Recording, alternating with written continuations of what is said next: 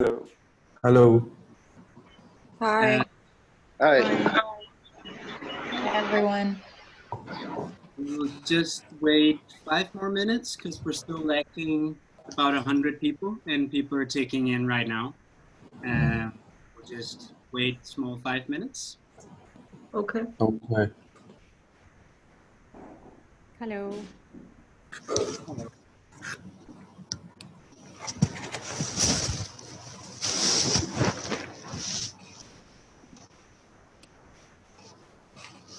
Hello.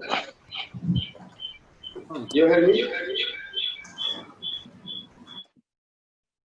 Hello. hello. Hello. Welcome.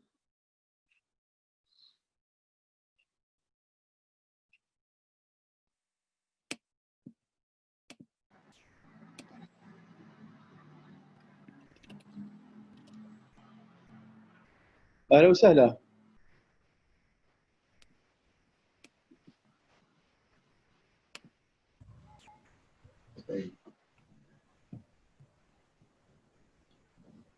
هل تسمعني؟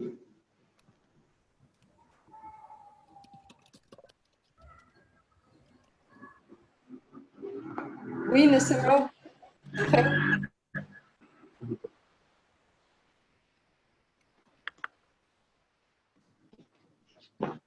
عندك ستيل ديالي؟ ولا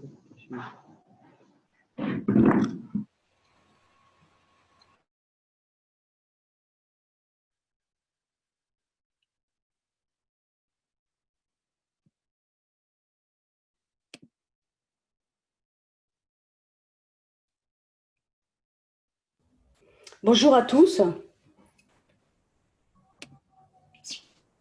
Bonjour. Bonjour. Bonjour. Bonjour. And to everyone who just clicked in a minute or two ago, I'll just welcome to you as well. We'll begin in 1 or 2 minutes because the room is still filling up constantly with people coming in. But we'll start in 2 or 3 minutes.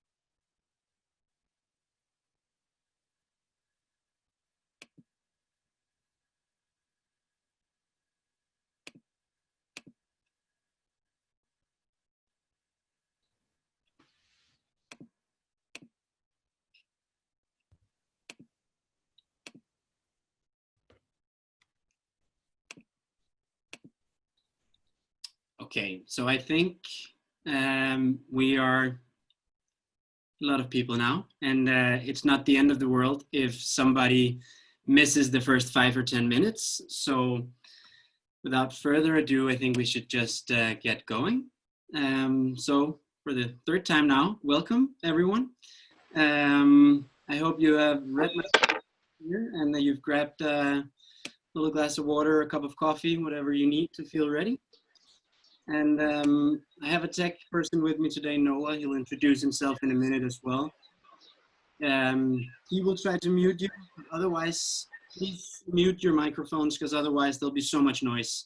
It's not that I don't want to hear your voices, but cars and dogs in the background is can be a little disruptive. So today's session is about online facilitation in general, and specifically about how to create a dynamic and interactive online workspace.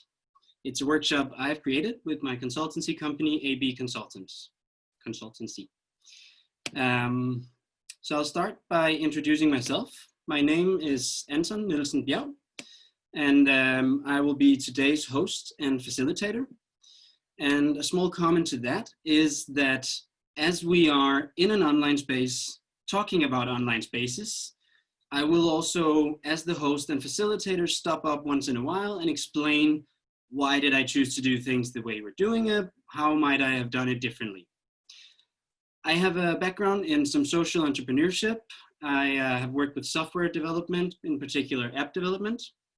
I'm currently enrolled in the Chaos Pilot Enterprising Leadership Program, and I have a lot of project leader experience, also project leader experience in virtual workspaces. And that was what led me to start this consultancy company about how to create some creative spaces now that we're all really rapidly being forced to move online. With me today, I have Noah. You can just introduce yourself. Yeah, hi, my name is Noah, and I'm gonna be the tech guy for today. I'm just gonna be in the background and making sure everything is all right on the tech front. And yeah, a bit about myself too. I just applied for Chaos Pilot, so I'm gonna be a Chaos Pilot the next year. And I've been working with Anton for a while now, doing some few sessions on online facilitation. So yeah, I hope everything will run smoothly. And if you have any question, you can always chat me in the chat, and I will try to answer you the best way I can. Yes, good luck, everyone. Cool. And just before we really dive into things, there was a person who wrote me that they can't hear me. I can only see a few of your faces, obviously, but if someone can give me a thumbs up if they can actually hear me, so I know it's not everyone. Okay, then to the person who wrote me, I think it might be your computer, I'm sorry.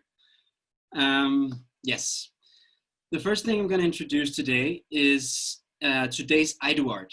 And as I mentioned before, I am introducing it as well as introducing the tool IDOART. And IDOART stands for intention, desired outcome, agenda, rules, roles, and time. And the intention with today's session is to improve your understanding of the creation of a dynamic virtual workspace.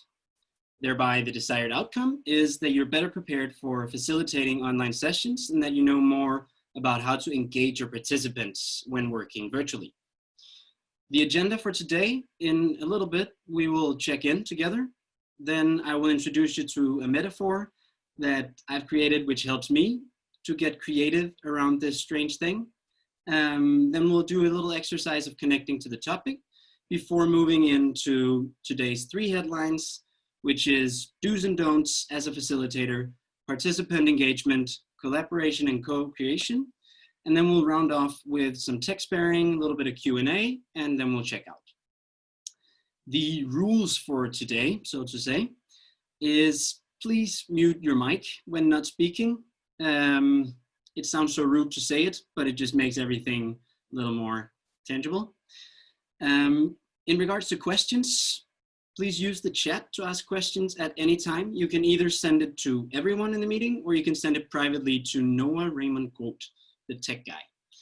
That's his full name. And that's where you find him in the chat. Then he'll gather the questions, and every once in a while, I will turn to him and we'll try to answer some of them together. Roles, we've mentioned it before. I'm gonna facilitate, and Noah will be in charge of the tech running smoothly, hopefully. We are about 10 minutes past 1, at least Central European time. I'm located in Denmark, in Aarhus. I think some of you might be in different time zones, but we are operating from now on and 3 hours in. So the first thing I want to tie a small comment to is just, are you in a webinar? Are you in a meeting? Are you in a workshop? What is actually happening here? And I think since we're going to collaborate, since we're going to co-create content, since you're going to interact and talk to each other, since you can ask questions and we'll try to answer them, I like to call it a meeting or a workshop and not a webinar. It sounds so very one-way-ish. So with that comment, I think it is time to check in. And I hope all of you received the email. In that stated a few things I would like for you to do. And if not, that's also completely fine. But one of the things was if you could have a pen and a piece of paper. If you can locate that now, that would be super cool. If not, you can use a note program on your computer or whatever. We're gonna check in with an exercise called 6x20 writing. And the intention with the exercise is to individually connect to this topic of online facilitation.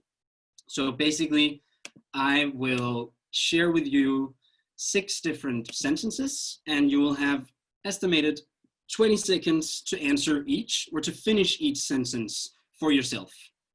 And don't worry about how you spell or how you write. You're not going to send it to anyone. It's just for yourself. You're going to share it in a little group in just a minute. But really just write down whatever comes on the top of your head. You're not going to be judged on it or anything. So yes, once again, I can only see a few of you, but if I could get a small thumbs up on understanding that assignment, perfect. Then we will just move into that. So if you have something to write with ready, then I will get my timer ready. So you have 20 seconds. And the first sentence that I would like for you to finish for yourself is, having to facilitate something online makes me.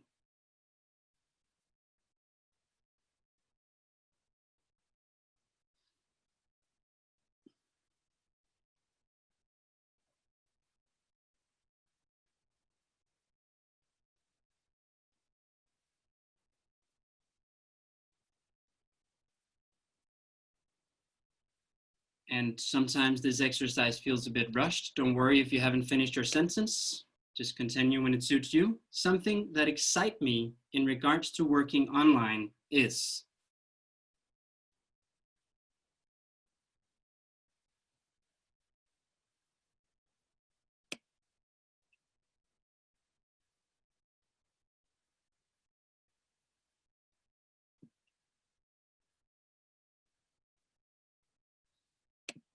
Something that I fear in regards to working online is.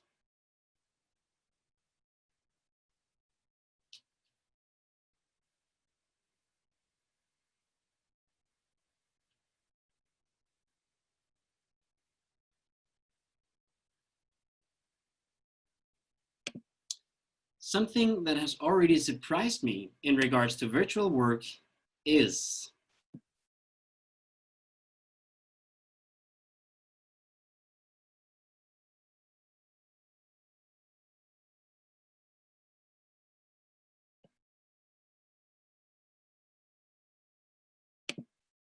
In 3 hours, I hope I have.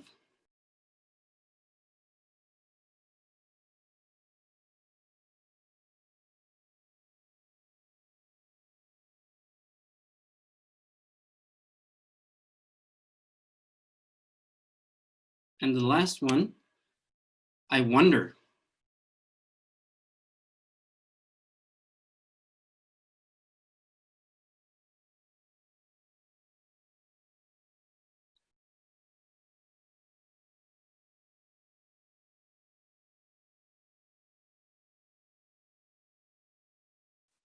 All right.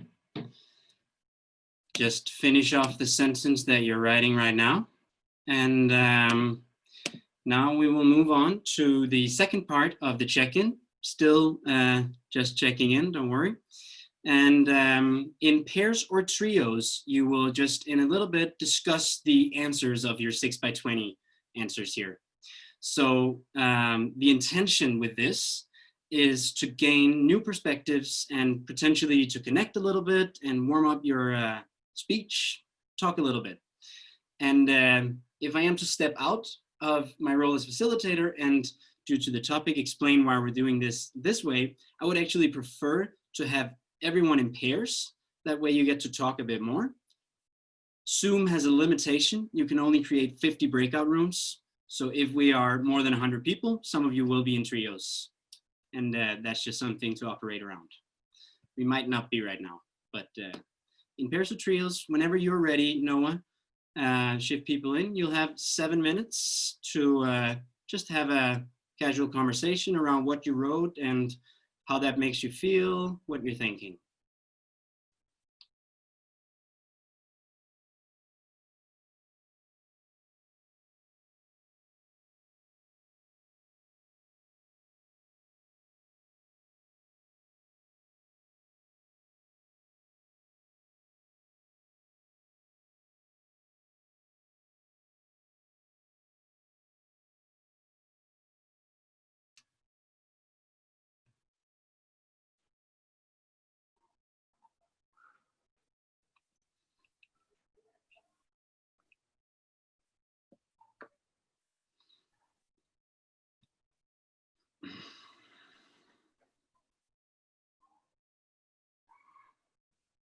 Welcome back.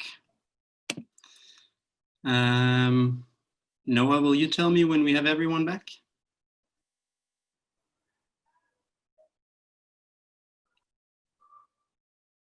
Yes, you should have everyone back now. Perfect. Welcome back. I hope you had some nice conversations.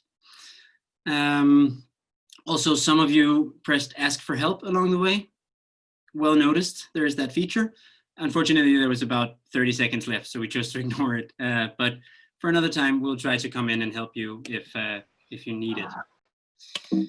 So that was the check-in. And the first thing before getting into everything from the agenda, I want to say a small thing about is your view, because obviously for the next, well, 2.5 hours now, you will be looking at your computer screen and you can modify what you see. And also it's important for me to mention some of the things that I'm going to say today, some of you may know, and in that case, I'm sorry if it's repetition. For others, it might be completely new. I'll try to hit a level that's somewhat understandable for everyone.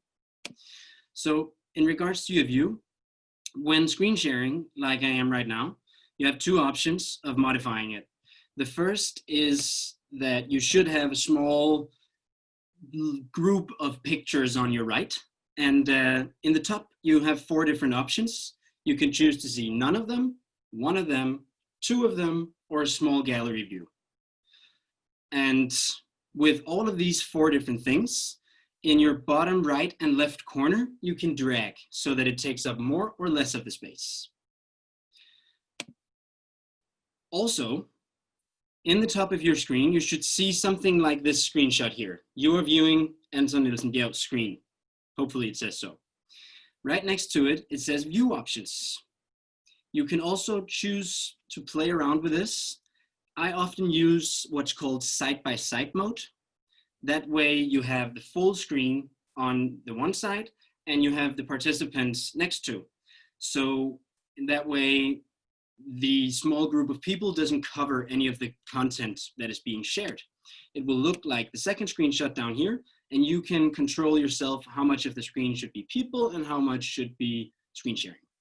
There's no wrong or right, but play around with it and find what suits you. When I'm not screen sharing, you have 2 options. You have gallery view or speaker view. It's pretty self-explanatory. You can see everyone or you can see the one who speaks. Again, I might throw in a recommendation, but I can't control what you do. It's your own choice what you're gonna do with this. And finally, in the bottom of your screen, you have a little button that says reactions. And it's a way for you to silently communicate to me or to the rest of the people, whether you're good with a thumbs up or you're impressed with a clap or whatever. I know. There's only positive emojis, so for my sake, you can use them as much as you want. Once in a while, I might ask for a little thumb show to make sure that everyone understands what's going on. And you can either use the camera or you can use the small reactions in the bottom of your screen. Use them how it suits you. Yes, this was just to tie a last commentary of you. We will be working also in some different platforms. And this is just a screenshot where I was working recently in a large group in another program, one called Mural. And if you, at least on a Mac, if you full screen both and then put them in the same window, you get this, which is sort of the same. You get the whatever you're working on, and you get the people you're working with. And you can, in the middle, drag how much space it takes up. It's not needed, but if you want to play around with it, it can be quite nice to play with what you see. And finally, before getting into some more details, I want to just invite you to lean in and listen, participate, enjoy. You don't have to scramble notes all the time. I'm going to share this slide deck with you. I'm going to share a written document with more or less all the content in there as well. So at certain times, I'll be flying through a whole lot of information in a very short time. Suck up whatever you can, and the rest you can roll through the slide deck at every time you want. So don't be afraid to miss out on anything. Yes, the first thing that was on the agenda after the check-in was this metaphor that I have come up with, which helps me to think a bit more creative around online facilitation and virtual work. So I want you to consider Zoom or Teams or whatever video conference program you're using. In our instance, it'll be Zoom. But I want you to consider Zoom as our course room. You have a course room that looks like this. And today, that's Zoom. It could have been Skype or Teams or whatever. We're using Zoom today. As you can see in this course room, one-way communication is pretty easy. You can very easily stand on the stage and speak to a lot of people. As in any course room, you have a certain interior in the room. First of all, you have a projector, your sharing screen function. I'm using my projector right now to show you this picture of our course room. You have a waiting room. All of you were in the waiting room before. Consider it your hallway. It's a way for you to both place a bouncer by the door to control who gets in, but also to control when does people get in. So some of you were in a waiting room half an hour before the course started, but I got to control that you weren't allowed in until 5 minutes before. Then you have your chat, and that can be used in various ways. You can have individual chatting amongst participants, or you can have chatting with everyone. I think one of the very common ways to use it is for questions, the way we do today. I'll get more into it later, but it's definitely a part of your interior in the course room. Finally, you have, as you just saw, breakout rooms. It's a way to split your crowd into smaller groups. And it's actually a feature that this good old course room does not have. It's quite difficult to pair up 2 and 2 just for 5 minutes when you have 500 people right next to each other. So that's already pretty cool. But nonetheless, when looking at this room with this very basic interior, I don't know what you're thinking, but it's not where I want to host my creative and interactive workspaces. It's not where I want to host a workshop and have people interact. It's very one-way communicated oriented. So it raises the question in my mind, how to step into a more creative workspace than this. And the answer really is that we have to step into our storage room. We have to leave our course room and get into our storage room to drag some creative stuff into our course room. And honestly, congratulations, because when you're working virtually, you have the world's most awesome storage room. You have the World Wide Web, and it contains everything. So basically what this metaphor is to introduce the way of thinking that you need to integrate the web into Zoom or Teams. You need to integrate the web into whatever video conference program you're using. This is a very, very small portion of some of the programs that I use. It is some of the Google Sheets here, Google Drive, Google Slides. It's Google Sheets. There's something called Figma, Mural, Mentimeter. There's a bunch of different things. It's just to make you think about the fact that there are so many things that you can integrate into it. And I'll get much more in detail with how you integrate stuff. And also we will use a few of my preferred ones later on, so you can test it out and play with it a little bit. But for now, just consider this fact that if you want to be in a creative space that doesn't look like this, you need to get into your storage room and use the web. And I know it seems like you've just been in breakout rooms, but I would prefer to speak the least in general when I facilitate, and that also counts for online facilitation. So we'll just do a short breakout room exercise. It'll be in groups of 2 to 3 people, new groups, not the same people as before, I think.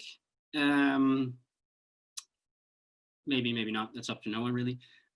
It'll be a short time, only 10 minutes. And the intention with this is to spark some questions in your mind.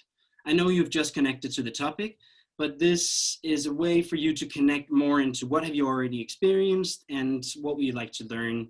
And then also, who knows, some funny stories might occur from working with this task. Yes, so Noah will share a link with you in the chat now. And, or else he has, let's see.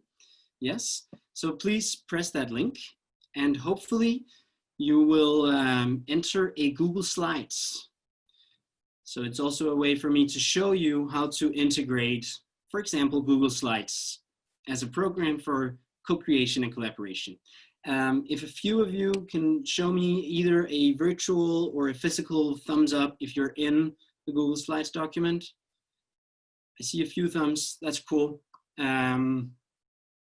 So what will happen now is that Noah will ship you out into some breakout rooms. The exercise is simple, it's all written in there. And to step out once more, when I introduce a exercise like this, I see 2 options. I see that I, as the facilitator, can explain everything you are to do. Sometimes that's most beneficial. Right now, I'm choosing actually not to tell you what to do, but to have written it very deliberately in your worksheet. It's just to consider these different ways of presenting an exercise or a task. Right now, I'm letting Google Slides speak for me. So without further ado, I know it's a short time, but we'll see you in 10 minutes.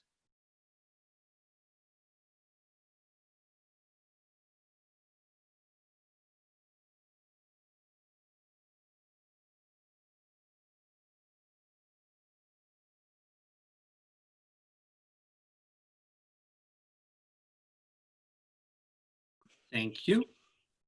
Okay, welcome back. I hope it made sense, even though it was a short time period and so on. We saw that some people were falling out and that meant someone else was left alone in a breakout room and so on. That is a part of working virtually, of course. It's every participant has a certain responsibility, I guess, to actually be with good internet connection, have a functioning mic and camera and so on. And yeah, we apologize if you were left alone in a room or if you fell in and out, but it's part of the game, unfortunately. So after this exercise, I would say, had we been a smaller group, I would love to hear from actually all of the groups what you came to. Now, since we are a larger group, I am choosing to do a collective checkout just by sharing the view here I have over some of your notes. And I will just speak from what I see that you have written. Again, this is just to let you know why I'm doing what I am. So I see a lot of people were writing about technical problems and disconnections and distractions when you're online, and that is speaking into exactly what we also experienced in this exercise. I think the only way to try to get around some of it is, I actually didn't say that in the email that I sent to you, but you can choose to write deliberately in your email, please make sure to have stable internet. Even if you do so, some people are just in a place in the world where they can't assure it, or power cuts. That's the harsh reality. Then I see some good experiences. Someone went to an online festival experience. That sounds like a lot of fun. The deadline happens. Let's see, we have a new challenge of first phasing virtual community on live. We have something about humor. We have something about comfort in your intimate space. That's definitely also something we're going to touch upon later. The fact that we are in the same meeting room and we're also, most of us, at home is quite interesting. Panel discussions with larger groups in the cultural sector. Definitely interesting how easy it is to set up a debate now that we are working online. It would be a lot more difficult if everyone had to come to Lebanon or Aarhus to participate in a panel discussion. Yes, I think I'm not going to go through all of it because we are a bit limited on time, but thank you for leaning into that. It seems like there was a bit connecting to previous experience here that made sense. And also now we, for the first time today, incorporated another platform to co-create and to collaborate in that. Yes. After this first exercise, the next thing on the agenda is moving into our first of the three headlines. We have the three headlines for today: do's and don'ts, participant engagement, and collaboration and co-creation. And I'm going to start off with do's and don'ts, and it's, yeah, let's get to it. So let's start before your session. You need to set the room. You need to have, if you want to share something like you just saw, you usually incorporate another platform via a link. So it's pretty important that you have the links ready. If you want to play music like we did in the beginning and like we will later on, you need to have that playlist ready. Slide decks, so on. You need to have considered and thought through your whole session and prepared that, of course.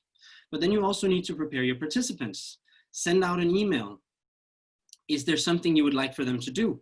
I really like it when everyone has their own name and no one is called whatever 123 iPhone and I have no idea who it is. So in my email, I ask all of you to change your name to your real name. I am not using any platforms today which requires users, but if you are, then maybe you have to ask people to make a user profile. That's not true. I actually did. I'm using Google, which requires a Gmail. So that's why I send you out a test slide. I hope you saw that. Then there's something about always doing a dry run. Try to cover at least how the tech functions. How do I look? Is the lighting all right on me? Is my background confusing? How do I sound? Does my microphone work? And alignment between tech personnel and facilitator. And if there's one thing I really want to underline, it is this, because it connects to my next thing here, which is please get help. There's just more things to consider when you're facilitating online than when you're not. And I know how to create breakout rooms. I know how to put music on. I know how to do these tech things. Nonetheless, I would be doomed if Noah wasn't here to help me today. Because for me to have the surplus to facilitate to you, I need a tech person to take care of all of that. And if we had had a more complicated session where you need to be in the same groups, everyone from one organization in a particular group or something like that, I might have even had two tech people, one dealing only with breakout rooms and one with music and link sharing and so on. If it had been 500 people and you were collaborating in breakout rooms, maybe I would have 10 tech personnel ready to jump in and give help when you needed it. Do not take too much on your own cape. I have a tendency to say, sure, I'll do it all. Please don't. Divide your responsibilities out because it creates a lot more surplus. It's a really strong recommendation. Then there's a few things about your own behavior. It's very similar to what you do when you're facilitating a non-virtual space, only it's a bit more important.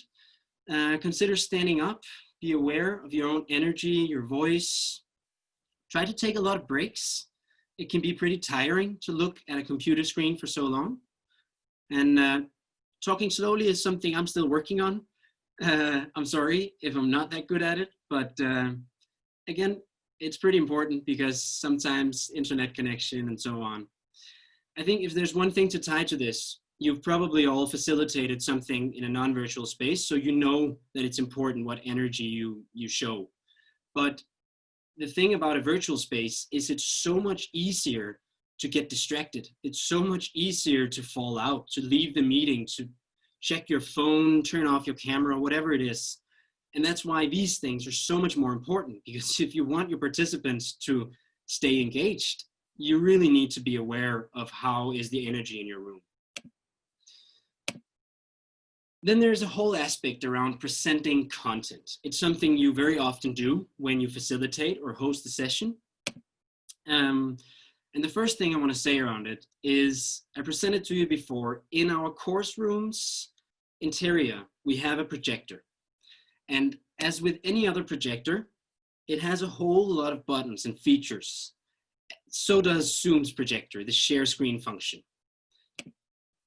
It's quite important actually how you use the projector. When you press share screen, it's a big green button in the bottom of your screen. It's very easy. You press and this is what you see.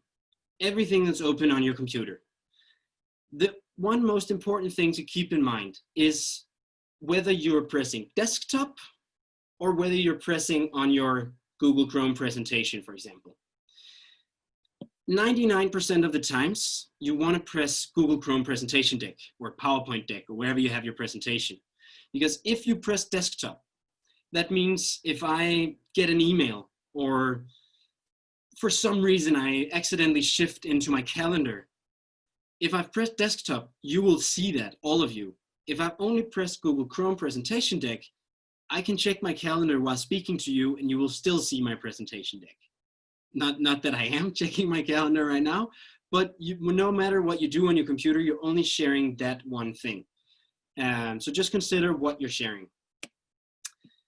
Then there is the matter of if you're sharing music or if you're playing a video, it's very important to, if you can see my mouse down here in the bottom left corner, share computer sound. It's a simple feature, just remember to press it. Because if you don't, the sound will come off awful. If you do, it's very, very nice to be able to play some music via your speakers. So just remember to tick that off if it's something you need. The next thing is right next to the bottom share screen, you have a little arrow, which is your share screen settings. It controls basically who can share and when can they share. I don't think there's any wrong or right here either, so I'm not going to talk a lot about it. Just remember when you're setting up a session to click the arrow, see what are the settings on right now and what fits your purpose. Is it fitting that everyone can share or is it actually only the host? Should multiple participants be able to share simultaneously or is it only one? It's up for you to decide, just remember it. Yes, that's the projector things that are just, it's not very difficult, it's just very important to keep in mind how you do it. Yes, when you're presenting content, again, you probably know it from a non-virtual space, but visual literacy is super important. I'm not saying my slide deck is pretty. It's not pretty at all. But I try to aim after having some things to look at, so it's not completely text-based. These are just a few of the programs that you can use for making visualizations. Canva, great for making one-pagers.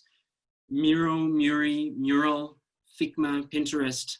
There are many of these, and I'll share a document with all of them on there later, and which ones are good for what. So we won't get into the details, but consider if you're sharing a timeline, make the timeline, show it. Because if this is the slide, you're not listening to what I'm saying. You're reading ahead, and I will lose your attention because you can't help but to read it.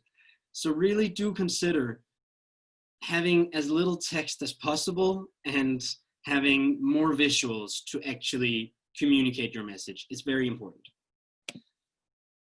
The last thing about presenting content, consider the fact that you're now able to share a video like this with sound. And it's quite cool because YouTube holds explanations for everything. So if I wanted to explain breakout rooms today into details, perhaps Zoom is better at explaining that than I am. So instead of me trying to say everything, if I wanted to explain all the features in 4 minutes, why not share a video from Zoom? If I'm giving a lecture about circular economy, perhaps Kate Raworth is better at explaining the donut economy than I am. So consider, if you are explaining something briefly, if there's some expert who has already explained it with nice visuals, and whether you can share that piece of information via video, and then you can discuss the topic afterwards. Yes. Out of sharing content, back into do's and don'ts. Questions. If you consider again the course room, we're very used to how to deal with questions. A raised hand means I have a question. It's super simple and everyone across the world knows it. But now we're in a new workspace and we have to set up some rules to work around questions, because there's nothing worse than sitting as a participant not knowing, can I interrupt now? Will I ever get my question answered? Again, there's no wrong or right. It's just important that you set up some rules beforehand. Tell your participants, like I did today, use the chat. Then in a little bit, I'll pick up on all the things. I'll walk you through a few different ways of doing it very briefly. You can use the Zoom chat. It allows people to write questions as you go. If you do this, be careful with using the chat also for thousands of different purposes, because then the questions might get lost. Unless you have a question manager. I have that today. I'm so privileged. I see now the chat says 6 or 7 messages. I'm not looking at it. I have no one to take care of that. We'll deal with it once we get there. You can do virtual hand raising. It's a smart feature on Zoom. If you click participants, you get a list of all the participants, and right next to yourself, you can press more and you can raise your hand. You can also do actual hand raising. If you do this, it's very important you consider how many people are you. Right now, it would be very stupid because I can't see all of you at the same time, so it wouldn't work. But if you're 10 or 15 people, that might be the most natural ways to do things. Just put your hand in front of the camera and to show you have a question. Yes, I think it's just to say, please just ask yourself before you enter a session, how will I deal with questions? And then prepare your participants around it. If you have another way to do it than the ones I just said, that's probably also fine. Just remember to not forget it. A few general helpers in regards to online presentation. I have experienced it's much nicer to be honest and transparent. So if it's difficult for you to present online, if you don't feel really strong around the tech, don't be shy to say so. Tell people, this might be my first time to facilitate something online. I'm sorry if it goes wrong. Makes it all much more natural and much more human. Then be transparent. As I said before, it's very easy to get bored and to try to do something else on your phone or whatever. So one way of avoiding that is to share a very concise agenda. When people know how far into the program you are, it tends to be easier to know whether or not to focus. And yeah, be open if issues occur. Like later on today, if something happens where the breakout rooms fail, the worst thing I can do as a facilitator is try to hide it. Is try to talk around it and say, oh yeah, this was totally on purpose, blah, blah, blah. Just be open, say, we're really sorry, take 5 minutes of break. We'll try to fix this, and then hopefully we will. And that also goes into being extra well prepared. You may want to have a minute-by-minute agenda. I'll share a template for that later. And also set up a clear set of rules. Questions, hand raisings, muting, cameras on and off. Consider these things. Because if you do so, it allows you to be creative. It allows you to try some new things out. It allows you to change the expected setting, do some crazy energizer, have people running around. We'll experience a bit with that later, but it's just, if you want to be creative and if you want to change the settings and collaborate in Miro and so on, you need to have the basics set first, because otherwise it'll become a chaos. And now comes the first time that I would like to ask Noah if we have any questions before we take a small break. Yes, we have a few questions. I'm not sure. Oh, sorry. I can't remember who wrote them. So I'm just going to say them. So the first question is, why do you think it is important to be standing up? I think it's completely up to you. I think it's important because I like to feel energetic. And when I sit down for 3, 4, 5 hours, I just get tired. But I also stand up when I listen to a webinar, just to make sure I don't fall asleep. But it's completely up to you. If you don't want to, or if you get tired legs, just sit down. I think that's the best answer I have. Yes, then there's another question from Aya saying, what do you recommend about the participants' cameras? It's a very good question. And I'm actually always in doubt because personally, I really prefer when people have their cameras on. I like to see just a few of the faces to see if I'm coming through at all. But then again, I also think sometimes it's rude to say to people, please put your cameras on, because if someone is shy about where they live or having a bad hair day, wasn't expecting to go on camera. So I would actually just say, again, tuning into what I said before, be honest. If it's really important for you to see people, then say so, and hopefully someone will put cameras on. If it's important for the session that people have cameras on, then you should say it in an email beforehand. Please have stable interconnection and a camera available, because then you also avoid people on an iPhone with a really bad camera and such. Yeah. And yes, then there's the last question from Jasmine saying, can you please re-explain the screen sharing point? The screen sharing point, I'll try to see. Basically, when you screen share, be aware of whether you share your desktop, which is all programs you have open, so you can shift around them, or whether you share one particular program. Remember to share computer sound, so you can play music or videos. And then remember to look at the settings. Who can share? When can they share? I think that's, in short terms, the important things. And also a comment to this, everything that's Zoom related, Zoom is a pretty good webpage. If you go on their webpage, they actually explain breakout rooms and sharing relatively well. Yes.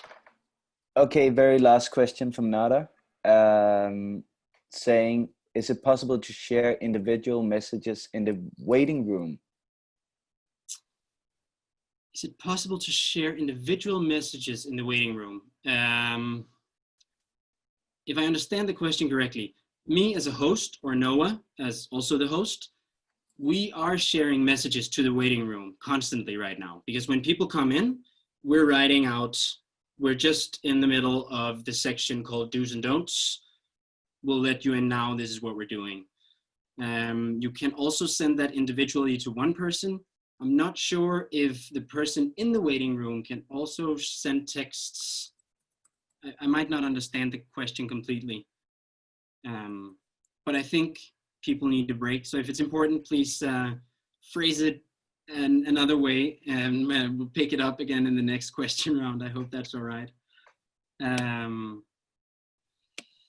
So I think I will actually just shift a little bit in the program, because we have a small reflection now, and then right after that we have a break, and I'm just going to combine the two. So what I want you to do now is, we've gone through the metaphor, we've gone through your own reflections, you've written down some sentences about what is online facilitation for you, you've talked to some other people about it. We went through a whole lot of do's and don'ts, what to do before your session, what not to do during your session, and so on. All this in mind, what are some of the traps that you are likely to fall into when you're in an online space? And how may you avoid these danger zones for yourself? It's an individual reflection. Take about 5 minutes to reflect on it for yourself.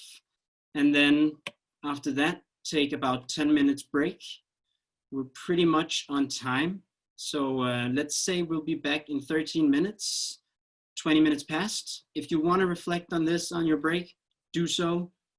If not, just take a break. A recommendation, get up, stretch your legs, get a little bit energized, get some fresh air, whatever. And very, very important from the tech side, don't leave the room. Just take off your video or close your camera, but don't leave the room. Otherwise, it will be a big mess getting you all in again. Yes. Thank you. We will play a bit of music and then we'll start sharp, 20 minutes past whatever hour you are in. 20 minutes past 2 in my country. I think it's past 3 in some of yours. But see you in a little bit. And it's a game that takes advantage of the fact that we are all in separate places and surrounded by different things. So basically, I'm gonna say touch something, and then I'm gonna say a specific category, and you will have 10 seconds to locate something black, for example, and then show to the camera that you have that. 10 seconds, so I hope you all understand that. And let's just give it a go. The first category, and once I've said it, the time starts. The first category is touch something blue.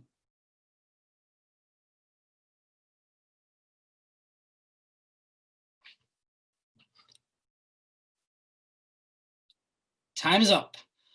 We have some Ristler papers. We have a mouth band, some books, a little knitting things.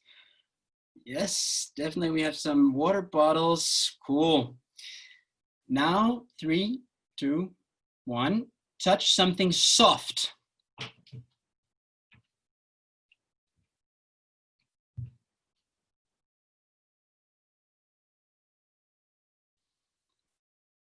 And time's up. We have some paper. We have, yeah, some clothing, some tissues, napkins, more mouth bands. We have a mouse. Is that soft? Maybe it is. Yeah, you have your rolling thing on it. That's pretty soft. All right. Next category is touch something very small.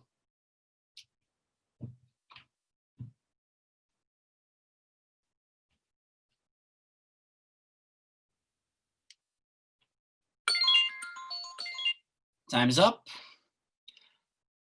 Oh, wow. We have some things that are so small I can't even see what they are. Little balls, some jumping balls, some pens, some lighters, some keys. We have a little London truck. That's cool. All right. Next category, touch something liquid.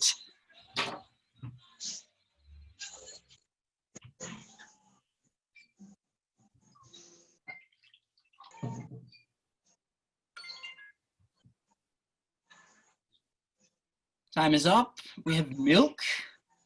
We have a coffee cup. I wouldn't say that's liquid. We also have a water bottle. And we have some sanitizer. Of course, I figured there would be some sanitizers. A lot of coffee cups, I think. Definitely. Touch something warm.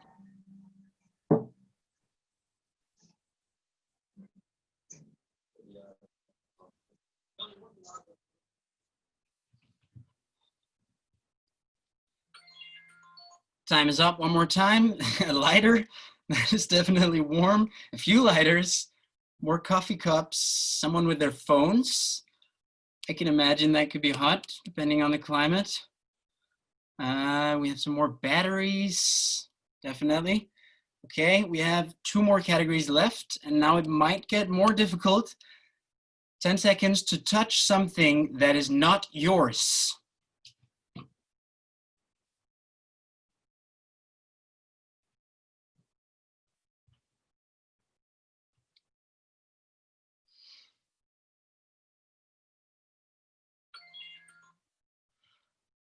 Okay, yeah, more books, more, yeah, some pictures, some headphones, a child, a little children's chair.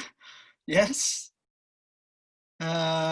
something that looks like a grenade. I hope it's not. Yeah, I have a battery. It's not my own lighting gear. And the last category is touch something that is not fixed in size.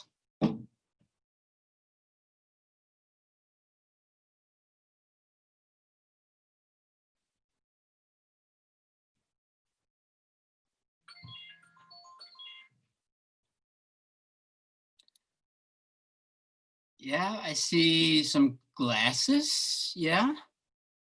Plants. Oh, that's very creative. That's definitely not fixed in size.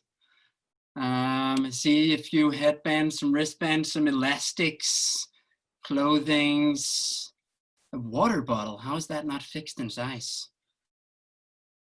All right. Yes. Cool.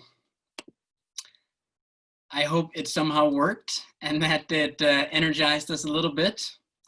Some small comments to how to use this game. This is one of the larger crowds that I've done this with, and I would actually usually say everyone unmute, because that way we can also hear how is it that your water bottle is not fixed in size and so on. I chose not to because we're so many people that I figured there might be a lot of noise. I don't know if it was a mistake or not. You judge for yourself. It's the same with everything else. When you do participant engagement, I'll get to that in a bit, the amount of people you're trying to activate is probably the most important thing. Well, then you get the categories again. Yes, that was the energizer. So moving into participant engagement. I don't know what you're thinking when you hear participant engagement in an online space, but at least a year ago, I had some inner pictures like this. People sitting in front of their computers, super bored, half asleep, dark rooms, not very activated and engaged. And I would really like for you to, at least for the next 2 hours, throw these inner pictures away. Hopefully for the rest of your life, but at least for the next 2 hours, throw it away. And then it's an open invitation to step into a mindset of considering new possibilities. Because as with anything else, instead of looking at what might be the worst case scenario, let's try to look at what are the options that opens when we are in a virtual space. So for the first part, I'm just gonna throw you through balls, which are things to keep in mind. First off, people are at home, at least often. And if they're not at home, well, we're not in the same space. So how may we surprise each other with what we have available? That was also talking into our energizer. We have random stuff around us. So that's one way to engage. Also, people can very easily get to be alone for a little bit. It's a nice way to engage and activate people, because if you were in a normal course room, it'd be quite difficult to do a small reflection like we did before, where everyone has to reflect for themselves for 5 minutes. You can't really do that. Also, we can all hear and watch whatever we want from the internet.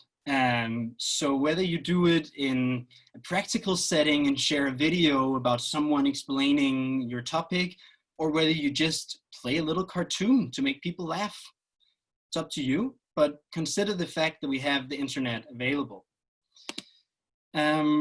Also, co-creation becomes quite easy, despite what you might think, since we all have our hands glued to the keyboard. And that can happen even just for the fun of it. I'll share some examples with you later, but for now, just keep these things in mind. And also there are probably a whole long list of other things that I haven't written here or that I don't even know. So just try to get into this mind space of what does it offer of possibilities that we are in the setting we are versus what we are used to. And with that in mind, back to our breakout rooms. Because as I mentioned, I try to avoid too much one-way communication, as that is a way to fall asleep. So we're going to go into an exercise. It's will be 15 minutes, and we will be in groups of 3 to 4 people. We will be working in a platform called Miro, and therefore it's a twofold purpose of this exercise. One is to start to use your creativity to create participant engagement and to consider how to do this. And the other purpose is to use another platform. Miro is one of my preferred platforms for doing something outside of the usual. And we'll be moving into co-creation also as the next headline. So this is also to tie a little line to that. Oh, that was too soon. So before we share the link with you, I'm just going to show you what happens when you get into it. This is our Miro board. This is what Miro looks like. It can look like anything, but this is the board that I made for today's exercise. And when you get in here, you see a whole lot of writing, and it's very, very small, and you can't really read it if you're as zoomed out as I am right now. So the first thing you need to be aware of is zooming. The Miro board is huge. As you can see, I can zoom very much out. You can barely see our exercise, but you can also zoom very much in, which allows you to have a lot of details. And if you don't know how to use your mouse pad for zooming, in your bottom right corner, you have zoom options. You can zoom in and out here, and you can make a little map to navigate around the board. So that's a way to zoom in and out. Play around with that. I'll walk you through this time the exercise. There are 3 steps, estimated 5 minutes for each. We might extend it a little bit. The first one, no, maybe to say, these three blue boxes in the top, they are what we're gonna do. Then there are a bunch of small boxes underneath.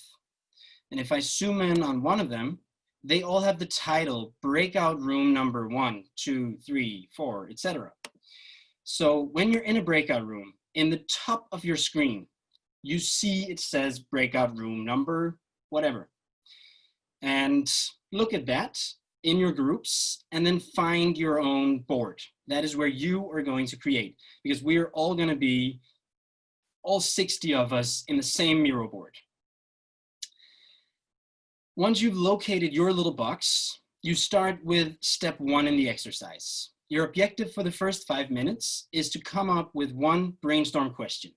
Consider, what are you curious about in regards to activating participants? So for example, if I am in breakout room number 1, I'm not very good at the zooming right now. I don't know what happens. But then after we have discussed, we came up with, we would like to know how to engage an audience who don't know each other. That is our questions. And that is our objective for the first 5 minutes, to find that question. Write it in there, and then zoom a little bit out, get back to step number 2. Turn your brain on. Now, write down any thoughts that might spring to mind in relation to your question. And it's important to say this is not ideas or solutions. Anything is thoughts. So resist the urge to self-edit or in any way overthink this exercise. So in my example, I'll zoom back in here, and we'll have a floating conversation in our group, and one person will say something around making people laugh. Then I press enter. It's important, because then I get the option to write talking to each other. Enter. Then I get the option to write something else. Enter. Something else. Something else. And you just put down as many thoughts as you want connected to this question. Then the final step is number 3, branch out. Once you've got an initial set of thoughts, use each one of these thoughts to come up with some concrete ideas. And for this, you may want to split up. It's up to you, but you may want to say one person takes the top 4 thoughts and creates ideas. So that could be making people laugh. Then you press it, and then a plus appears. You press the plus, and now I can write dress funny. Enter, and I can write funny videos. Whatever might be my idea. So this is the basic concept of the exercise. I'm gonna delete everything I did here. And yeah, the last thing I want you to, I know this is a lot of information, just try to play around with it. I want to share one last thing with you, which is up here next to share. There's a lot of settings. You don't have to worry too much about it, but this one, collaborators cursors, you might want to not have that clicked on. I think it will be clicked on when you enter, and therefore you will see 60 cursors with names or saying anonymous or whatever. It's very confusing to watch. So unclick that, and then you won't see everyone else's cursors. Quite a nice way to avoid unnecessary confusion. So I hope that was to some extent clear and that you are ready to at least try it out. I have worked a whole lot in Miro, and I would really, really like to share the platform with you. I've never done this exact exercise before, so it's also just a matter of trying it out. As I said before, you have to be courageous, try out some new exercises, and then also be honest, say, I don't know what's going to happen in this particular exercise, but hopefully it'll work. So I think now Noah has shared a link with you in the chat. If you press that link, hopefully you will enter the Miro board. And if you have entered the Miro board, can I get a thumbs up or something? Yeah, I see it ticking up in here. A few people are entering. I hope that you will all get to enter it. And just to say worst case scenario, no, you know what? Fuck worst case scenario. Let's try it out. On the top above these 3 steps, there's a big yellow box. If everything burns, please write your breakout room there and we'll try to come in and help you. It's also important to say there's a lot of breakout rooms and we're 2 people. So try to fix your problems yourself. And yeah, you have about 15 minutes. We'll send out a message when there is 30 seconds to move on to the next step. So you don't have to worry about the time. We will be your timekeepers. All right, a few thumbs ups to show that you're ready and you're in the mood board. I see some of them, hopefully at least 1 person in each breakout room. I also see some shaking heads. Ailey, can I ask you to unmute and say what your problem is? Maybe it's the same as someone else's. Miro is still loading. It's not opening. I tried to load it twice. It's still not happening. Okay. If you have different browsers available, I recommend using Google Chrome. For many of the incorporation platforms, Google Chrome is the best tool. If not, then hopefully someone in your group is in the board and can explain to you what is happening, and you can ask them to write your thoughts and your ideas on the board. I don't hope there's a breakout room where no one can enter. If that's the case, press ask for help.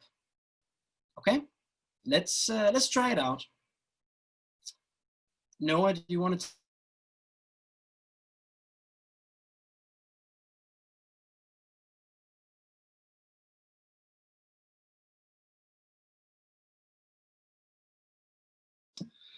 I hope the majority of you figured it out. I know there was someone who had a few issues, but in overall, I was following on the board, and it seems like most of you got it. I hope that that you haven't closed the link yet. If you're still in there, that would be cool. If not, we'll share the link with you again so you can enter it. We'll just stay in the main room, but there's just one last feature of Miro that I would like to show you. Because often when you are collaborating in groups, you have to take a decision. And sometimes you have to take decisions democratically. And for that, Miro has a very, very easy usable voting system. So now I've just chosen breakout room number 16. I don't know who was in there, but you have a lot of ideas. So now we'll just work with yours.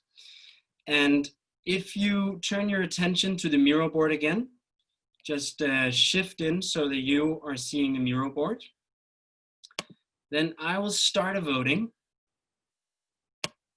And now you should be able to vote.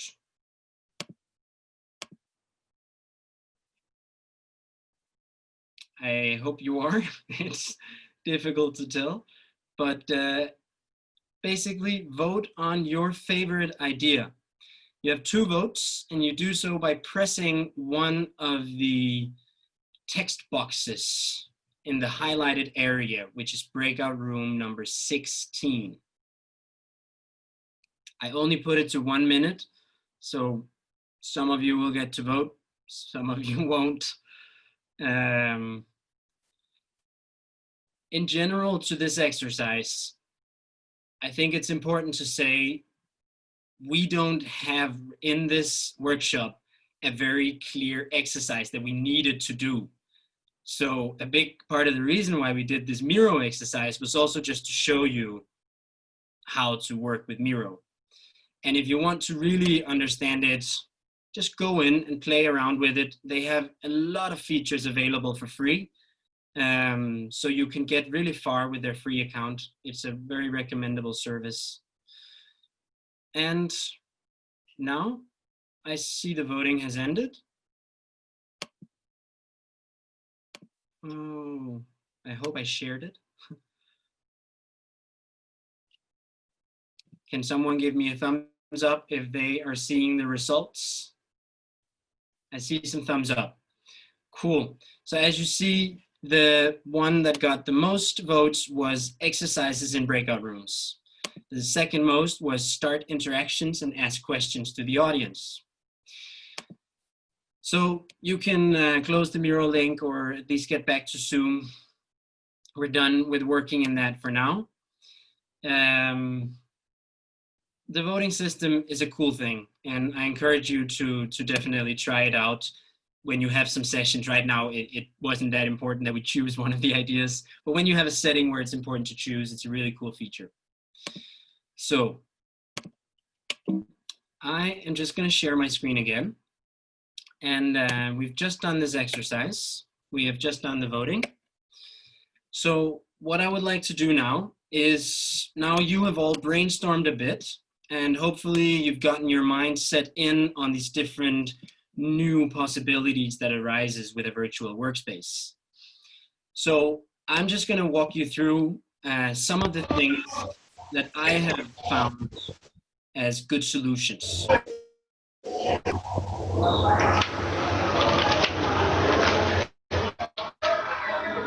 Mute whoever it is who's not mute now.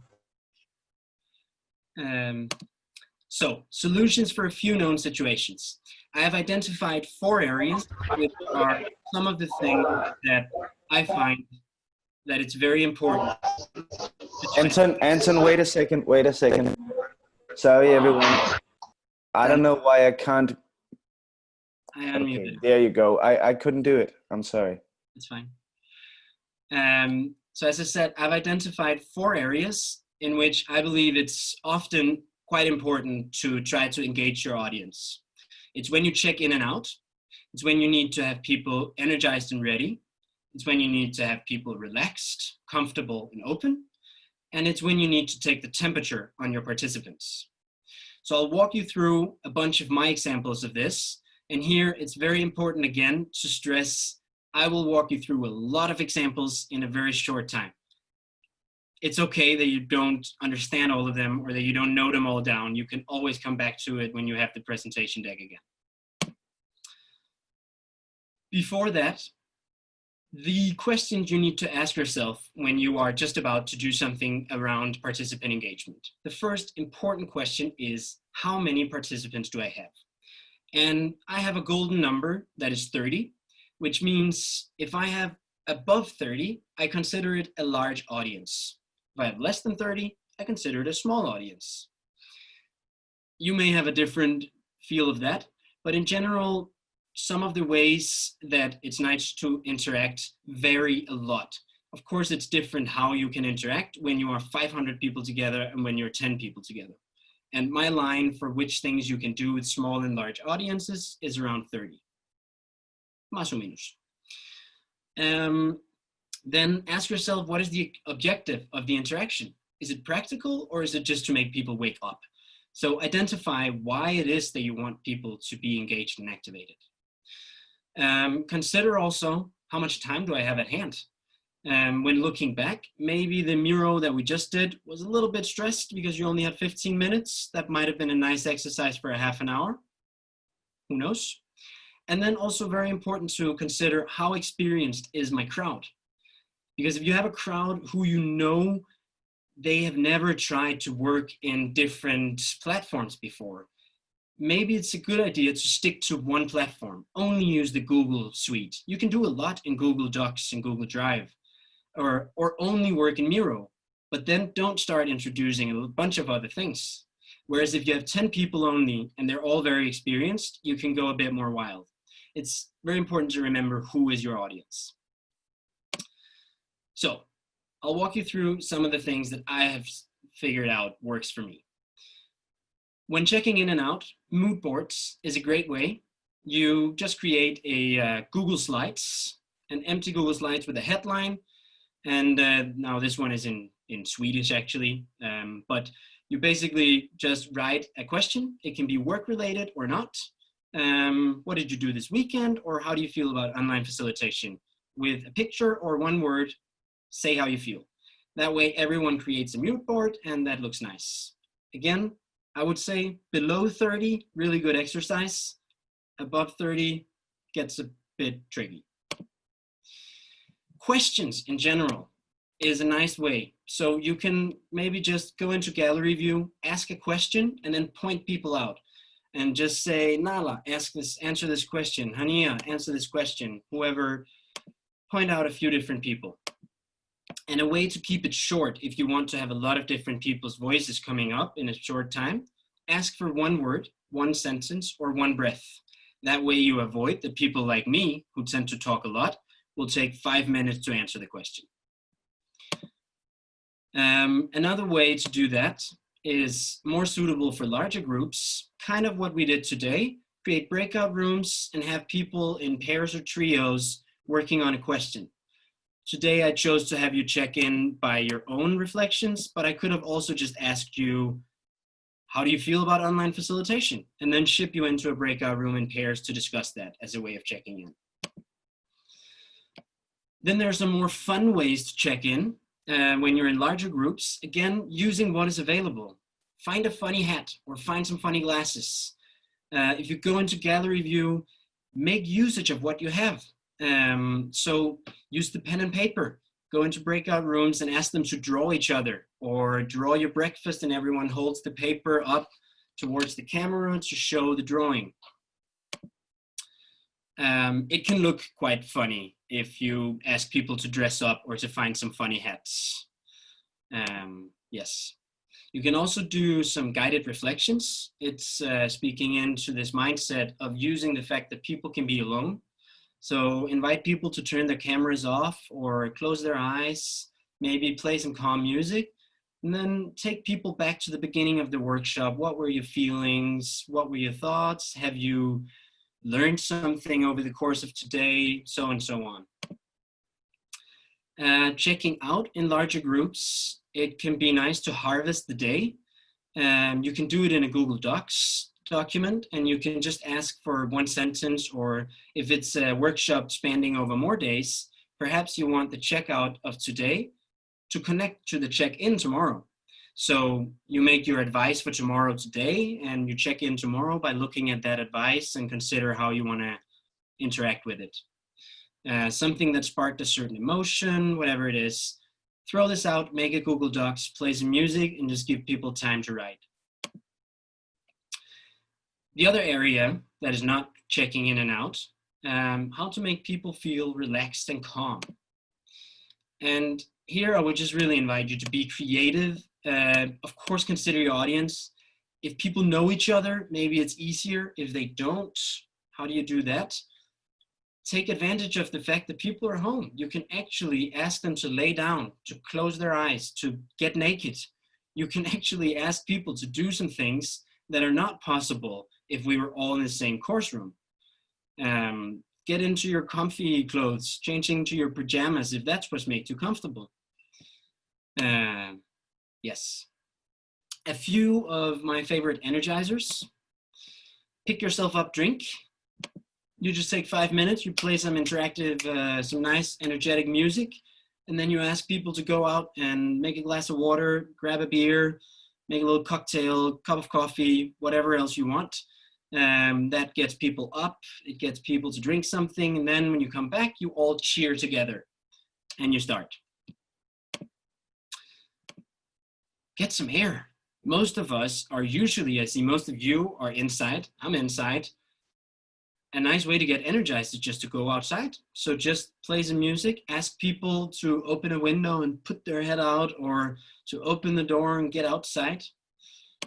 Yes, makes you energized. Then there are, of course, the options of doing physical exercises. And I would say one version of that is to ask people to do jump squats or push-ups or jumping jacks and actually get the blood floating. If you do this, I advise you to unmute and make noise. It's the only way it avoids being really strange. I've done it once in a silent crowd. Very strange. Unmute and try to have fun with it. And if the only way it's going to work is if you as a host truly lean in and start doing your jump squats. The other type of physical exercises is to ask people to do stretching or breath exercises or maybe a small meditation. For this instance, I would prefer relaxing music over unmute and make noise. So again, consider how you can use the audio, whether that's music or it's unmuting, to back up your energizers. I just said that it can feel awkward, so lean in, invite people to do the same. Oftentimes it works quite well. There are a bunch of more energizers, and you can actually get relatively far also with writing online energizers on Google. Have a filter. Not all of them are good, but you know, roll through them. And then when you try something out, be honest. The first time I tried that touch something game, that was something I found online.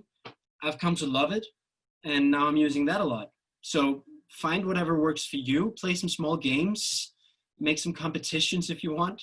Use Google, because Google is quite nice. Yes, then there's the aspect of making decisions or checking temperature.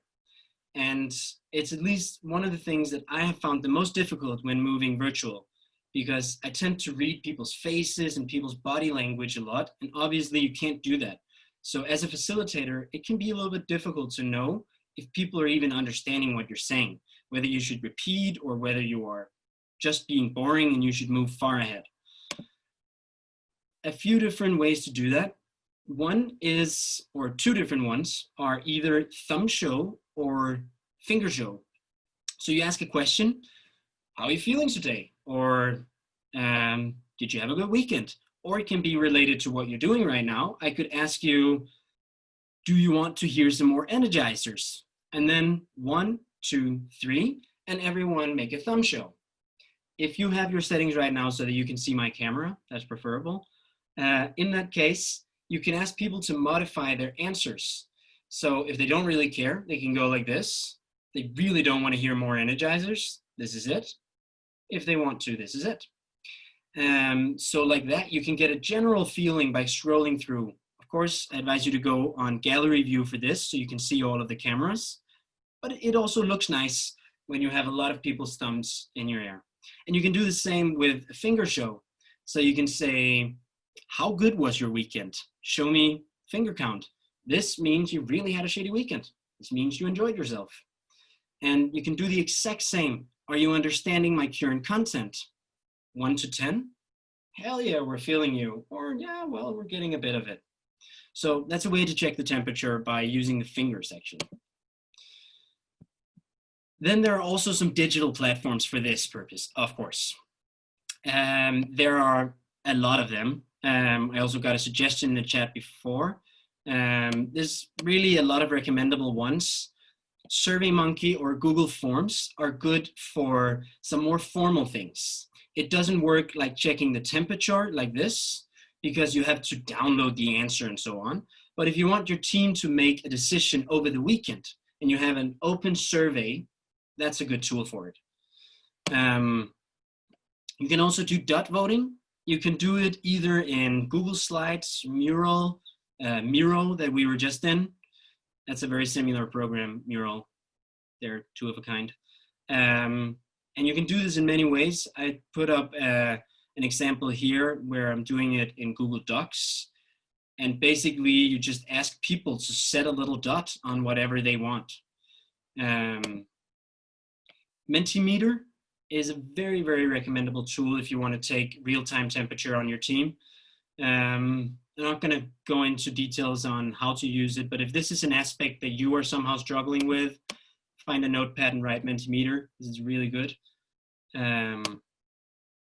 And then recently, Zoom made an update, which is Zoom polling, and it works surprisingly well. I've been really positively surprised by it. So let's try that out. I'm going to dive out of my screen sharing into the gallery view. And when you do Zoom polling, I recommend that you have prepared the poll beforehand. I luckily have prepared a poll beforehand. So now I'm launching the poll. Hopefully you can all see that I have a question around which superpower would you like to have? Obviously, this is not a very important question, but you could also use this for something very content related. I'm just using it to show how it works and maybe to find out what is the preferred superpower between you. I see, as the facilitator, you can follow along. So I know that once you have replied, you can't see, but right now I can see that 36 has answered. I can see that 28% of you have answered now, says mind reading. We're still lacking about 20 people. They're coming in slowly. I'll give you a few more minutes. And then when I feel like we have enough, or when everyone has answered, I will end the poll and show you the answer. We have 84%. I think maybe that covers it. Is there a few last people who would like to put their vote on? Now's the time. I'm going to end the poll. So, as you see, mind reading, 33%. We have 4 people who already have superpowers. I envy you. 13% says invincibility. Yeah, you can see the results yourself. So we just did this to show you this is a quite cool tool. If you're ever in doubt of something and you want to take a quick decision, Zoom polling, recommendable. It's easy to work with as well. And if you don't find it easy, use YouTube for these purposes. Write how to use Zoom polling on YouTube. You will for sure get a tutorial that'll show you how to. Yes, I think those were the last words before jumping into questions and taking a break. So before the break, Noah, have you collected any questions? Yes, I have a lot of questions. So this time we're gonna do it differently. I'm gonna ask the person who wrote a question to unmute themselves and then try to say the question so we get you to talk a bit. And first of all, I have Hisham. if you are there, maybe you can unmute yourself and ask what you were asking earlier. I asked about the features of, no, hello first. The features on Miro for the voting. Is it an admin or a creator feature? The voting in Miro is there also on the free base, if it's the Miro you're talking about. Yes. It's when you create a board, in the bottom, there's a little thumbs up. There's a lot of things in the bottom, actually. Your bottom left corner of the Miro board. I don't know if you still have it open. There's a lot of cool things down there. Play around with the features. It's the thumbs up that is the voting system. Okay. And then you just have to choose whether you want people to vote on sticky notes, text boxes, pictures. Today, we were working with text boxes, but had we used stickers for our exercise, you click stickers as what people vote on. Okay, moving on to the next. Raran, I'm not sure if I'm pronouncing it correct. That's true. Hi. Yeah. Hi. I wanted to ask about Miro. Can you just you can invite as much people as you want through the link, or you can also send emails to people to join. How does this work? Yeah. And also, you're also asking if you have to prepare the worksheet before, right? Yeah. Very good question. Yeah, first off, yes, you have to, well, you don't have to. I recommend you prepare it before, so it's set up. And one thing that is important to play with in that aspect is the lock feature. If you're in the board right now, you will see that you can't move the boxes around. That's because I locked them. And remember to lock them, because if you forget that, you will have people moving the boxes and the texts and the explanations around, and it gets very messy. So remember to lock them. To the other question, you can have as many people working on one Miro board at a time. That's pretty cool. I would recommend, though, if you are more than 100 people, maybe even if you're more than 50, I worked with one today to see how it works. But you can also just create several boards. And then say all breakout rooms from breakout room 1 to 30, you work with Miro board 1 and the rest of you work with the other one. And the reason that I like Miro so much is because you don't have to have a user profile. So you don't have to tell your participants anything beforehand. I had to send you a test slide in Google Drive to see if you could work with Google, because you need a Gmail to work with Google. But for Miro, you don't need a thing. You can enter it just like that. I have a paid account, so some of the features you see in there comes from that, but the free account gets you really far. The most obvious limitation to the free account is you can only have 3 boards.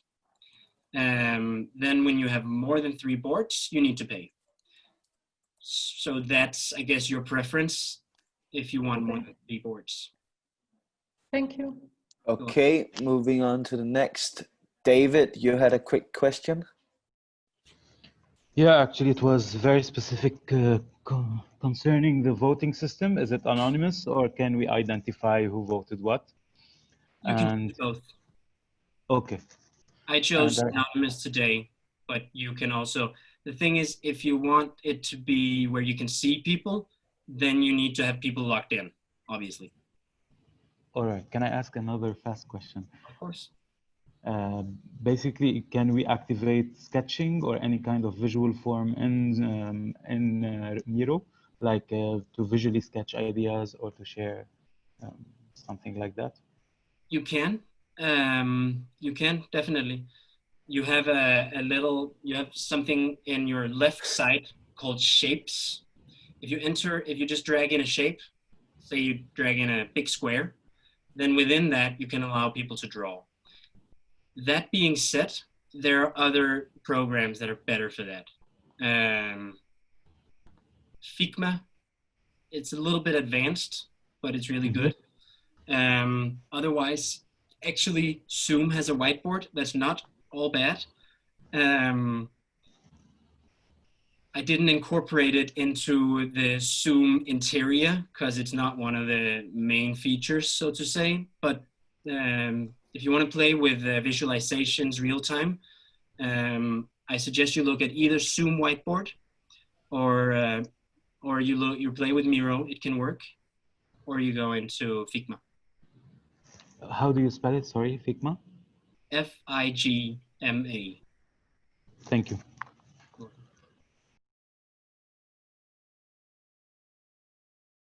Okay, then we have another question from Rabbi. Yes, hello.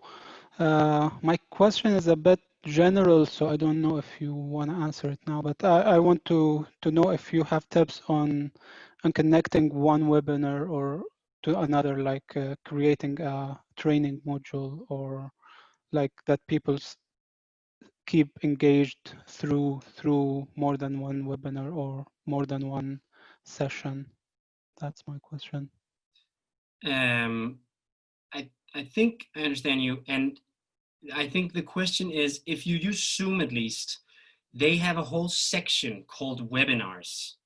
I'm not using that because I prefer to be in meetings where you have breakout rooms and you have all these interactive things available. When you're in the webinar, you have panels and you have some other features available. I think it gets too nitty-gritty if I go into it right now. So I think I'll just recommend you to go in and read on Zoom on their webinar articles. And otherwise, send me an email and let's talk about that if it's more. Okay, thank you. Thank you. Okay, and then I think we have a last question from Olfa.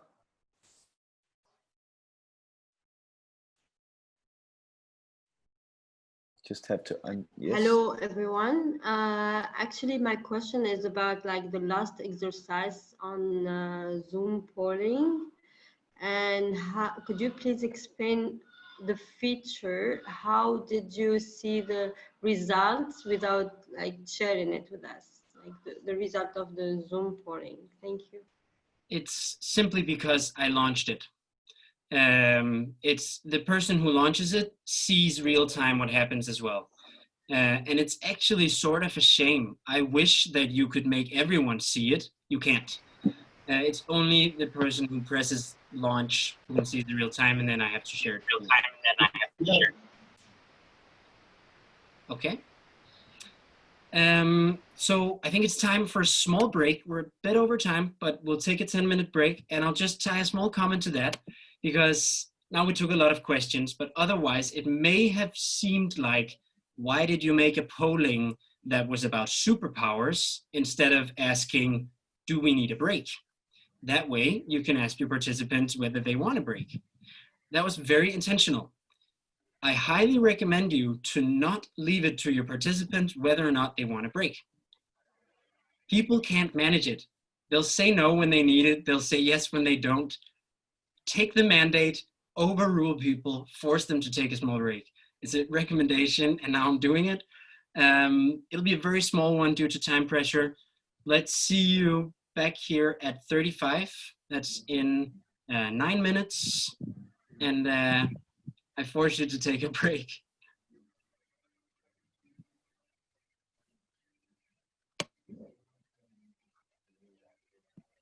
Will you play music?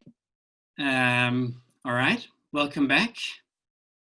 I hope it was all right to take that little break, even though we don't have that much time left, but then hopefully we can just power through this last little half hour. So I will go back into the presentation. Just a second. Yes.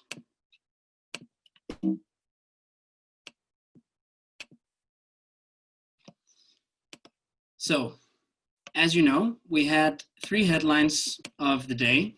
We had do's and don'ts. We've done that. We had participant engagement. We've been through that as well. And now we're moving into collaboration and co-creation. And of course, we have also been around that quite a lot, because everything we've worked with in Google Slides, everything we've done in Miro is a lot of co-creation and collaboration as well. So it's not as black and white, different sections. But now I'll just focus primarily on that. And I'll take you through a few different contexts to work with how to do that.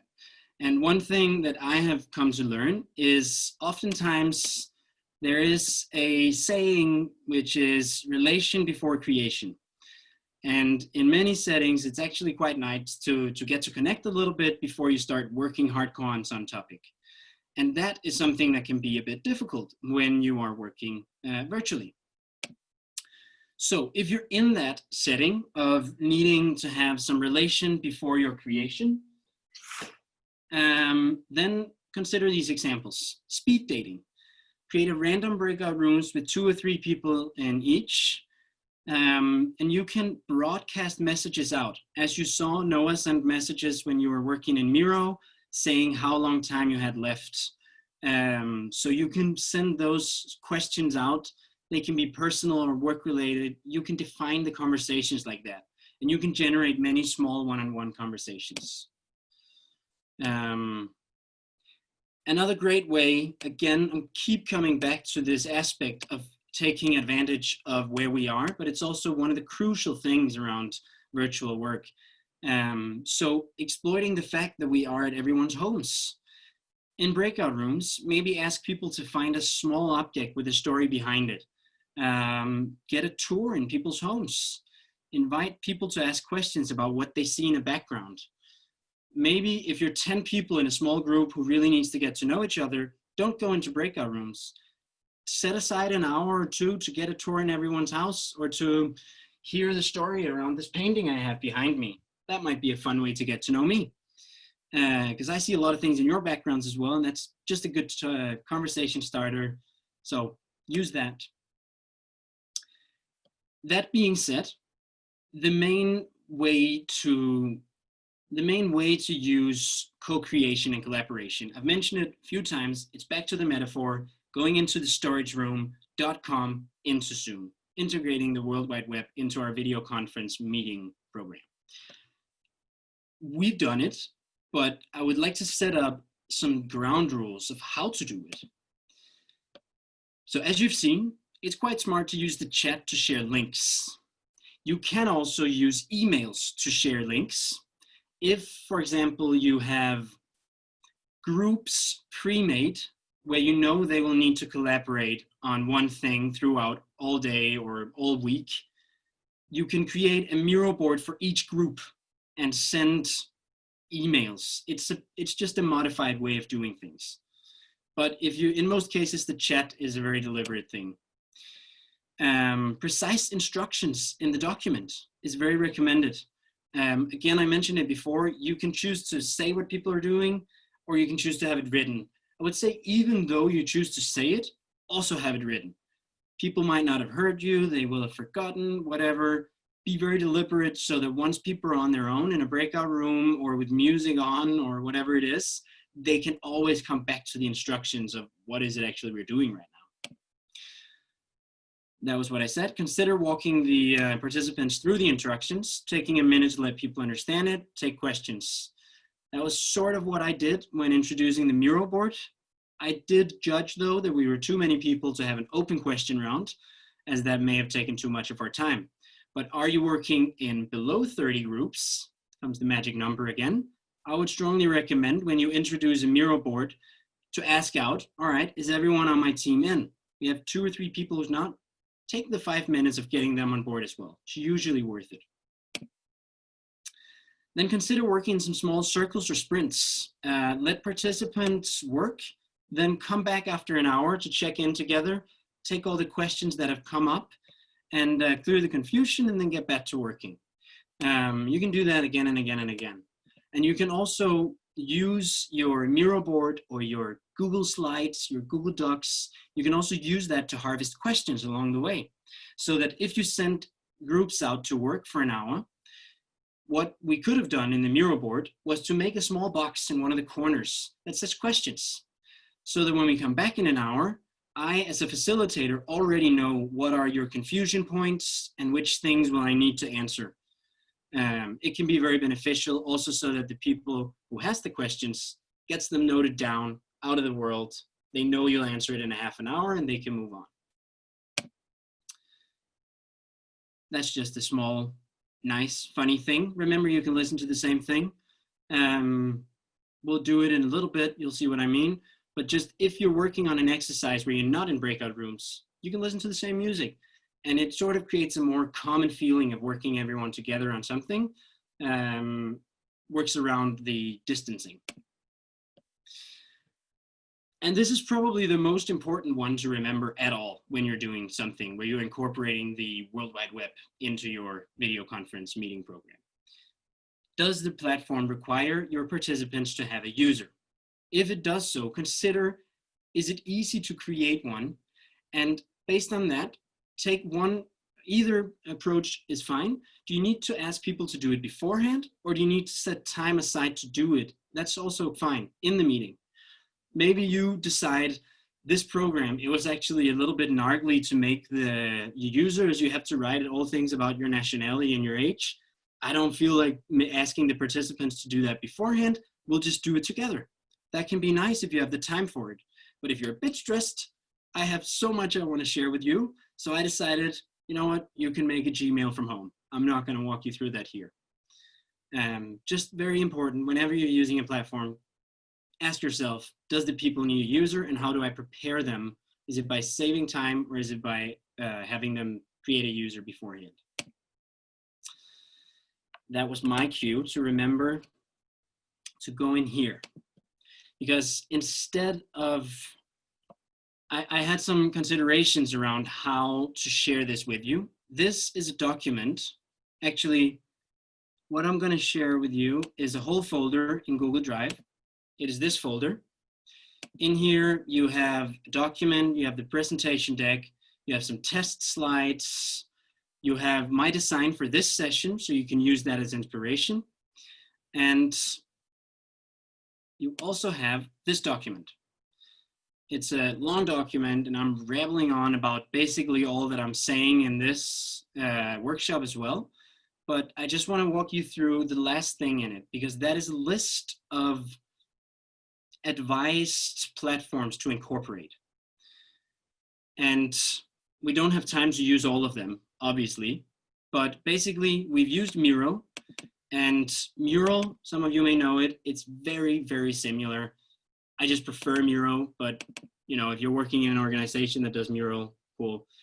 They have a lot of templates.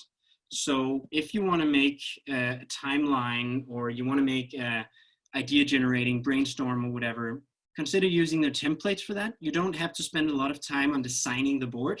You can just use the template. It comes off really nice. Google Drive, I use it to organize my own things, but you can also use it to gather everything for your participants, like I did. I want to share a bunch of different things. So I'll just share you one link to Google Drive, and then you have everything in there. And generally, the whole Google suite is quite nice. Google Slides, you can use it to make mood boards or exercises, like you took notes in it real time. I'm also using it to present my content. Same goes for Google Docs. It's a very good program for interacting and creating content real time. Google Sheets is basically Google's version of Excel. Google Forms is another one of these real-time things. Mentimeter, I have also highly recommended it before, but I'll do so again. If you want to check the temperature real time, it's really good for that. There's a few more on here. Canva, if you need to make some visualizations, they have so many templates in there, really recommendable. And Figma, a more advanced design software, similar to Illustrator, but web-based instead. That was a lot of different programs in a very short time, and you don't have to remember. It's just to show you what document it is that I'm sharing with you in a bit, and also to open your minds to say, these are just some of them. I don't know all of the programs at all. My experience is, if you're using the Google Suite and maybe Miro and Mentimeter, you get really, really far. But if you have some sort of really nerdy thing that you need to host a workshop around, just write on Google. I need an online real-time platform for participant engagement. Go through that just to get you into that mind space around take stuff from your storage room and put it into your course room is your way of moving away from the boring webinar one-way communication and into something much more interactive. Yes. One of the last things that I want to share with you today, and then I'll shut myself up in a bit, are some templates. I just showed you as well. They will be in the folder that I'll share with you, but the first one is like this. It's called a high-level design description. And it's just good for yourself to do an IDOART so you know what is actually my desired outcome, what is actually my intention, roles and rules, time, so on. And then this one, I always use it. If you have a long schedule, maybe you want to do it in an Excel sheet instead, it's up to you. But basically, I put in an example here. This is just a fictive one that I came up with. It's a 1-hour session. And basically it says here, you're preparing, then you check in, you have an introduction, presenting tasks. What you can use this for is the notes are really nice to align between the facilitator and the tech personnel. So I'm pretty sure Noah is on this minute-by-minute schedule for this session right now and has been for a whole session, because that's where I have written to him, remember to have this link ready, remember we're playing music here, breakout rooms with 7-minute timer, all of these small things. It's very nice to have it in there when you align, especially if you have 2 or 3 tech personnel and you want to make sure they have all the same information and the communication is clear. So I'll share this template with you, use it or don't, but it's just to tell you, when you're working with virtual facilitation, being nitty-gritty can be very, very useful. It seems odd to consider, okay, will I speak for 7 or will I speak for 9 minutes? I recommend you to do it. Before rounding off, we have had 2 question rounds, so I'm not sure there'll be a lot, but I will still open up the floor. We have about 10 minutes left and we have a little bit of a checkout exercise. So before entering the checkout exercise, I will just open the floor up. Is there any questions in general? And of course, I'll first hand it to Noah because maybe someone has written something in the chat. Yes, first of all, we have Rawan. You have a question, so if you can just unmute yourself. Yeah, true. I was asking if I have participants with multiple languages and I want some platform that supports consecutive translation. Do you recommend any or if there is any? Platforms for translation? Consecutive translation. When we have a translator already, but we don't want him to be after the participants. We want translation at the same time.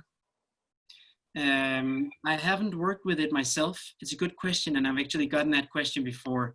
I know that Zoom has a feature in there called Zoom Translation. I'm not actually sure how it works. I'm not going to try to sound smart around that, but it's pretty, most things Zooms have is good. So maybe look into that. Or Alpha. Yes, actually, I have a comment regarding the translation. You can see the global meeting of the last meeting of ministries with UNESCO. They did simultaneous translation through Zoom. So go and check there. Maybe you can see how they, like the features and things like that. Thank you. Thank you very much. Cool. So we have another question from Muhammad Amin. Yes. I was just asking if the breakout rooms is a premium feature in Zoom or it's for free users also. I think it's also there for free users, but the thing about Zoom for free, if you're not in an educational account, is you have a 40-minute limit when you host yourself. So I think you have breakout rooms. I'm actually not sure. No, I have to interrupt. No, you don't have breakout rooms. You only have breakout rooms when you are, when you have an account. Thank you, Noah. And I was going to say, either way, I wouldn't recommend you to use it because when you only have 40 minutes, that can become difficult. But thank you, Noah. So yes, there's no more questions in the chat. So if anyone has one, you can just unmute yourself and ask. And if not, then we'll just move to the checkout. Because we have. Sorry, Noah. Please, David. Sorry. Yeah. No, I'm sorry. I had this issue throughout the chat, which is to activate the view options when it comes to actually being able to see the poll or to be able to see all the participants at the same time. So is it as well a premium function or no? Well, Because I can't access the view options. You mean in the top when I was sharing, as I was talking about in the beginning? Yes, and when we see everyone doing, for example, when you did the icebreaker exercise, I couldn't see everyone. No, neither can I. Zoom has a maximum of 20 or 25, depending on whether you're on a paid account or not. So if you're on a free account, you'll see 20 at a maximum. If you're on a paid account, you'll see 25 at a maximum. My issue is I see no one, so that's the thing, you know. Okay. How can I activate the view options? But I think I'll Are you figure on it a out. computer? And just, yes. Okay. I would have to do some one-on-one sparing and see your screen sharing to answer that question. I'm sorry. I think it'll be not the time to get into it now. Thank you.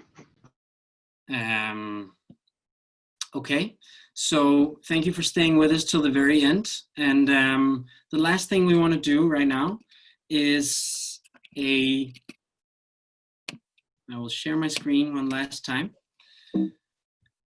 It is a checkout exercise of co-creating a document with your primary takeaways from today. So Noah will share a link.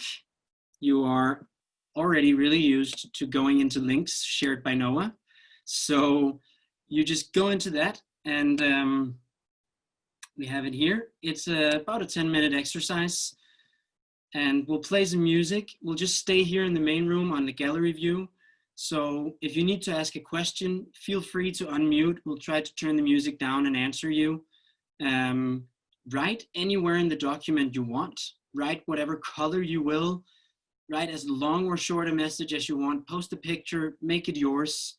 And when you've written something, take the time to just scroll up and down and see what everyone else wrote. And maybe you want to add a second or a third thing, that's completely fine.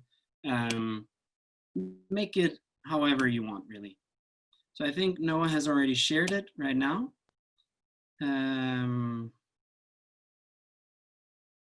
Yeah. Thank you so much for sharing a few of your takeaways from today. You're also welcome to keep editing in there. I just wanted to make sure that we round off in time to respect people's time schedules. And the last thing I would like to also share with you before, maybe I've said that a few times, but the very last thing I want to share is this is a design that we're constantly updating. And we would really like to hear which parts were good and which we could improve on. Do you have a comment that could help us make this more relevant? Because it is a growing business to go virtual, and we're really excited to try to spread some knowledge around it. So Noah will just share a survey. And if you have 5 minutes, we would appreciate if you took, it's not even 5 minutes, but if you took 2 minutes to answer that. If not, it's also completely fine. Thank you very much for leaning in today. It was a pleasure to be working with you.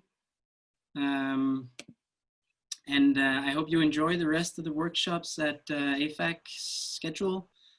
So yes, there's a link to a survey in the chat. Answer it if you have the time. And if not, have a great day.